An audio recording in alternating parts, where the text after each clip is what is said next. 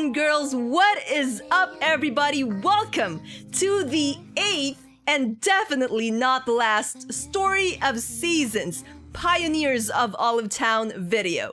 I am Bianca, and as the title of this video already made you aware, today is all about completing your museum collection.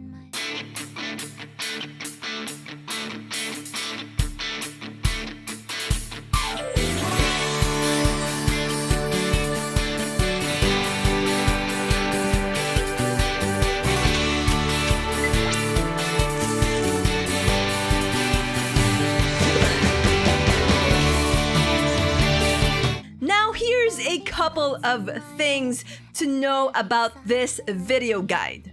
First, it won't contain the wild animals portion of the museum, since that is something we have already tackled in a previous video. If you haven't watched it already, clicking on the card that should be appearing right about now will take you to that video, or you can use the link provided at the description below. Second, what I have listed in this video, especially in regards to fishing, are simply the optimal places I have found those fishes and those treasures. That doesn't mean that it's the only place or methods you can employ to get these items. Take the fish, for instance. A lot of them can be caught in various places and seasons, but again, I'm sharing information I have gathered from my own personal playthroughs of this game. Third, there is no easy way to get all of these things, not even using the sprites at the Earth Sprite Village. There is no exploit to use as well. Completing the museum requires ample amounts of patience in the game and a little dash of luck. And fourth, I have divided this video guide into two parts. One is for fishing and the other for the treasures. If you just need help with one or the other, then I would suggest using the timestamps I've also included in the video description below in order to jump into the section you need help completing. With all of that out of the way, let's get right down to the first part of our video guide, fishing.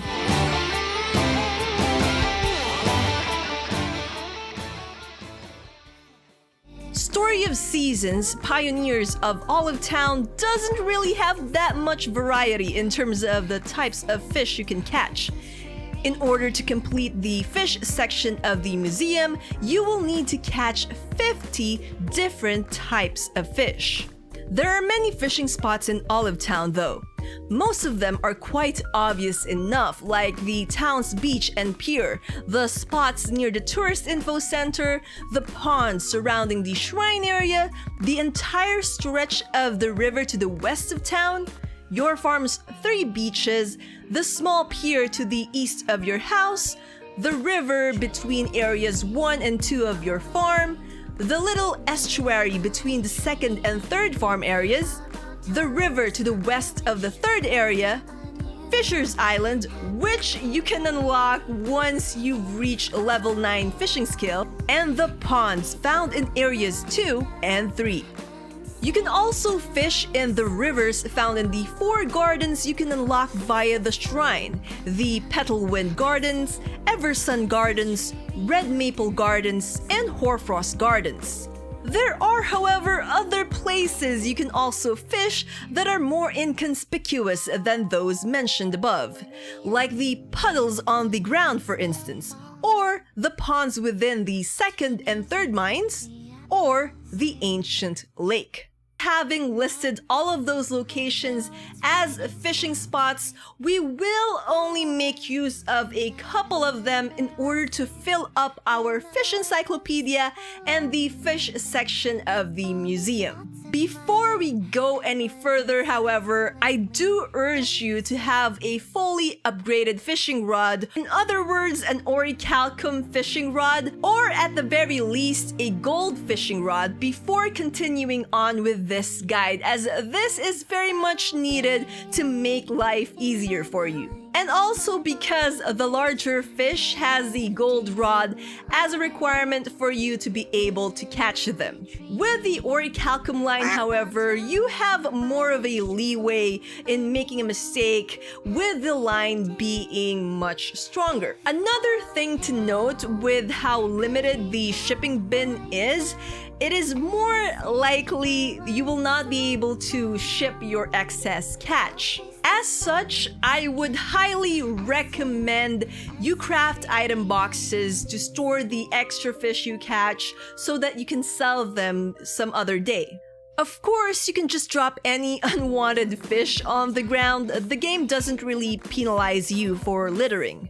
There are also legendary fish here in this game that you will need to make use of the guardian bait in order to spawn them much easier. You can get a couple of guardian baits as a reward in the game, but it is more likely that you will need to craft more, which you will also need to have leveled up your fishing skill for this bait to become available for crafting. To craft the guardian bait, you will need 20 pieces of fishing bait base, which you can either buy from the general store or get as a gift from the angler sprite. 10 pieces of mirage grass, which you can find near the old hydroculture area of the third farm and in the verdant hill, a place you can unlock via leveling up your reaping skill to level 9. And butterbur, which is a random forageable item on your farm and which can also be obtained through the journey sprite and from exchanging sprite points with the boss sprite in the Earth Sprite village. Some fish can also be only caught using a net. Now, with this, you can use any kind of net. It doesn't really matter. Just note that the weight of the fish caught in the net causes a potential bug in the game to occur, in which that fish's weight will not be recorded in your encyclopedia and will be listed as unknown even if you have caught the same type of fish later. It's really bothersome as a completionist, but it doesn't really affect the game in any way outside of the encyclopedia entry. You can also make use of the angler sprite in the Earth Sprite village to get some of the fish, but with how RNG based the angler sprites gifts are, you may end up saving time by catching them yourselves instead. So with all of that out of the way, let's just get right into the actual fishing guide. First up is the sardine. Sardines are pretty common in the game and you most likely will not have any trouble catching this one, as they are not just available during spring but throughout the year as well, and in all the beaches in the game too. Shishamo smelt can be caught during spring, but it's not exclusive to that season, as you can also catch this fish during winter. The most frequent spot I caught it in is in the beach in town. But you can also catch this fish in the beach of your farm's first area. Horse mackerel. This is another common fish you can catch all year round and in all beaches in the game. Same goes with the herring, cod, milkfish, gazami crab, common squid, and sparkling fish, which is a legendary fish. Another all-year-round fish are the dace and the yellow perch. With both of them, you will have to try casting your line in the river by the first area of your farm as well as in the shrine area pond. The same goes with the eel, but instead of fishing in the river or the shrine area, you'll have to try your luck with the ponds in your farm as well as those inside the mines. Sea bass is another fish that can be caught in all the 4 seasons, but can only be found in the beaches of farm areas 2 and 3. Tilapia, which is my favorite fish to eat if fried, can be caught during spring and summer at the Shrine Pond area. The catfish can also be caught during those seasons, but it's a lot more finicky as it can only be caught during mornings, which means from 6 a.m. to 12 noon, in the river by the first area of your farm. The snakehead can also be found in this spot, but it's available throughout the day and throughout the year. Star snapper is another fish that can only be caught during a specific time, which is any time after 6 p.m. during winter and spring down by Olive Town's beach. The flounder and tuna are also winter and spring only fishes, but unlike the star snapper, they don't favor any particular time of day. As for their spawn location, I'd point you over to the third farm area's beach. For the sea bream, this fish can only be caught during spring, but it can be found on all the beaches in the game. Salmon is another pretty common fish and one you shouldn't have a hard time finding since it spawns all throughout the year and in all the beaches in the game as well as the rivers. The mahi-mahi, horsehair crab, blue crab, snow crab, spear squid, big fin riff squid, and cuttlefish can all be caught all year in the third farm area's beach. With the blue crab and the spear squid, however, you can also catch these two in the second area's beach.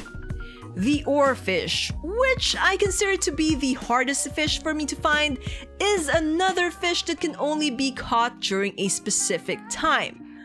For the oarfish, you will have to be aiming for it during spring or summer in the second farm area's beach from 10 p.m. onwards. Keep in mind that the game knocks you out by 2 a.m., so unless you don't mind waking up with a lot less stamina, then plan how you will catch this one accordingly. All year round in the ancient lake, the third farm area's beach, and in the ponds found in the mines, you can catch alligator gars. Now, the next fish has a little bit of history and may cause a little bit of confusion. It's the anglerfish, or in update 1.0.4, the monkfish. Yes, this fish has been renamed for reasons I don't really know. But anyways, the angler/monkfish can be caught from autumn to winter in the third farm area's beach. As for the catfish, it can be found all year in the river by your farm's first area, but you will need to use a guardian bait to increase the chance to spawn it. The crayfish is one fish you can most definitely catch while fishing in the ponds found in your farm and inside the mines. Doesn't matter what season it is since they can be caught from spring to winter. Whiskered velvet shrimp and giant tiger shrimp can also be caught all year round in the first farm area's beach as well as in Olive Town's beach area. Giant freshwater prawn is also an all-year-rounder and can be found by fishing in the ancient lake or in the ponds in your farm and the mines. The lobster and the rock lobster can both be caught from fall to winter in the third farm area's beach. But with the rock lobster, you'd have to make use of the nets in order to catch one. Now, included in the collection are the blood clams found in the first farm area's beach, the oysters in the second farm area's beach, and the mussels in the third farm area's beach. They're all available all year round, so you can pick and donate them whenever you like, and they will most likely be what your first donation to the museum is going to be. As for the abalone, you will need a net for this one as well. It can be caught throughout the year on the second and third farm area's beaches. All year round in the third farm area's beach, you can also catch the shining fish. Now, from here on out, I'll be tackling the legendary fishes. Again, for these fishes, you will need the guardian bait equipped on your gold or orichalcum rods. Also, all of these fishes are available throughout the year. The eagle-spotted ray can be found in the third farm area's beach. Halibut can be found in the ancient lake, but only only after 9 p.m. The giant grouper can be caught in the pier next to your house, but only from 9 a.m. to 11 a.m. The marlin can be caught from 12 noon to 2 p.m. in the second farm area's beach. The giant squid can easily be caught in the beaches of Fisher's Island. Giant king crab can be caught in the ponds within the third mine. Doesn't really matter what floor you're in. If there's a pond there, you can catch it there. And lastly, the aurora fish can be caught in both the third farm area's beach as well as in the ancient lake. And there you guys have it, all 50 fishes you can catch in Story of Seasons, Pioneers of Olive Town. And we're just halfway through this guide. Now we're heading into the treasures or the artifacts you can find in this title, which is by far the group of collectibles that gave me the most headache despite it just being 30 different items.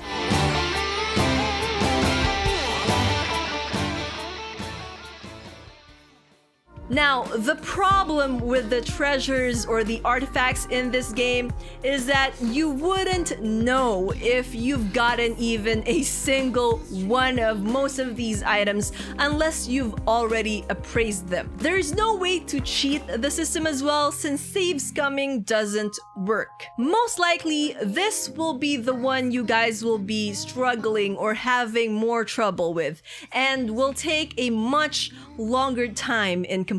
Now, with the treasures, there are several ways to get them. Via draining the ponds and the ancient lake, clearing up puddles with your bucket, cutting weeds, defeating the moles in the mines, fishing them up in the ponds, buying them from the boss sprite, and buy the gifts you can get from the journey sprite. With the exception of 8 of these items, you will need to appraise the bags, which has 3 different types: the time-worn object, heavy object, and the shiny object you get from draining the pond and the ancient lake or by defeating the moles by heading to the museum and talking with Reina.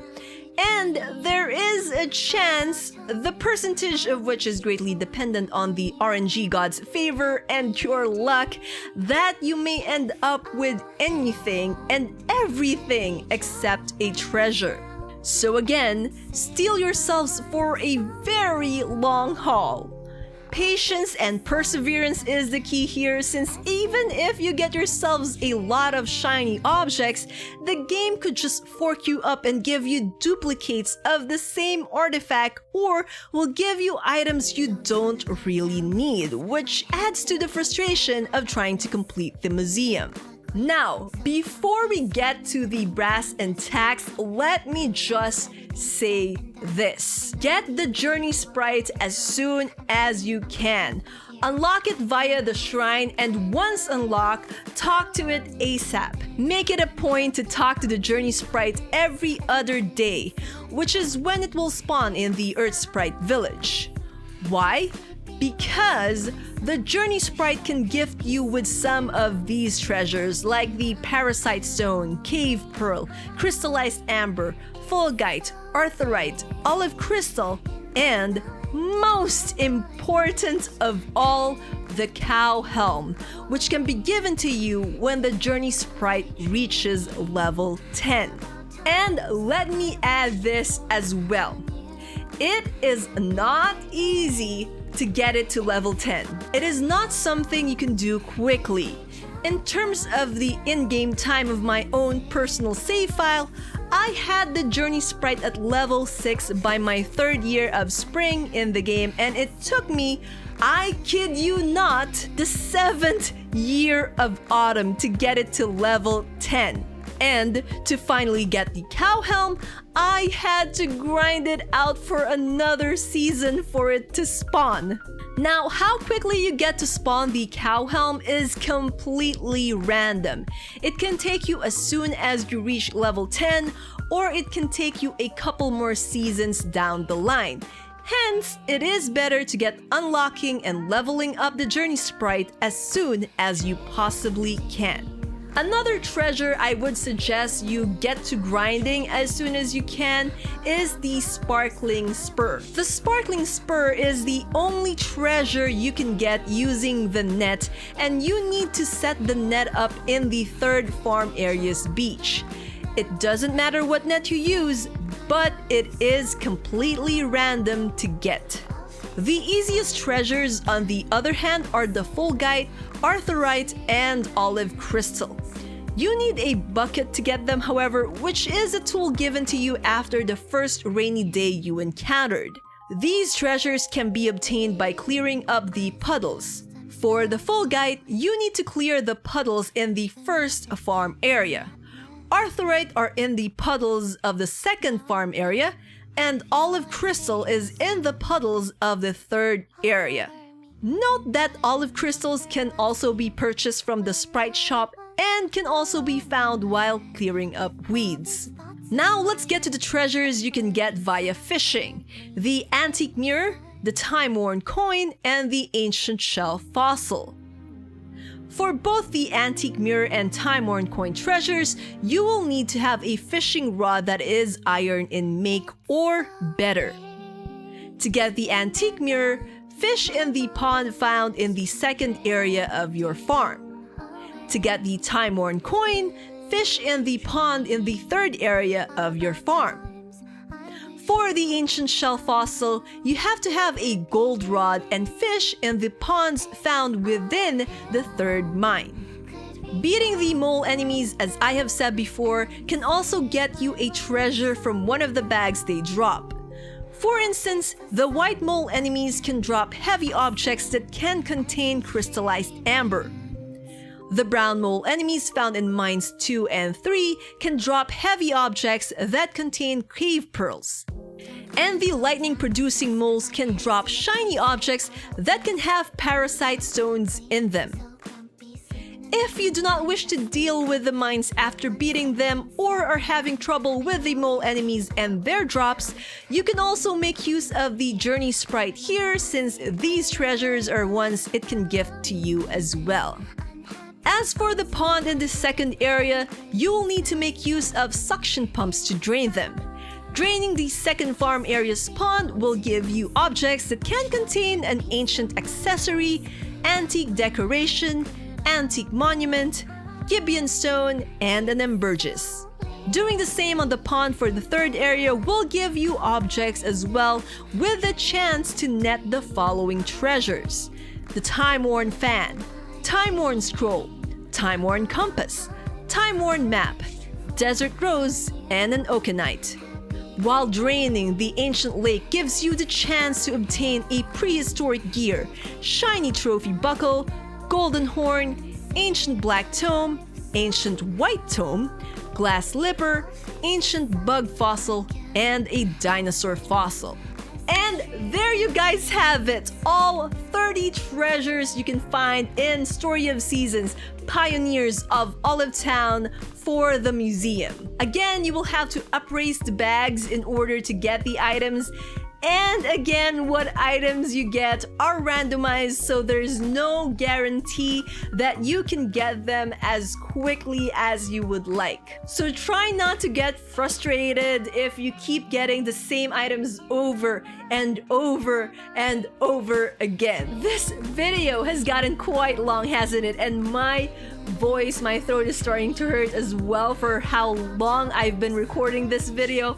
But anyways, this is by far the one that really had me playing the game for such a long time, grinding just to get all of these fish and treasures and making note of where I found them. I'm just glad that with this and my animal guide, my museum guide is finally complete. So what is next? Well, I still have the gourmet guide / cooking guide and the farm tour up, plus 2 other Story of Seasons Pioneers of Olive Town video that is still in the pre-production phase, which is why I can't really say much about it just yet or even give a hint on what that is just yet. Now, as an added bonus for this video guide, I have also compiled all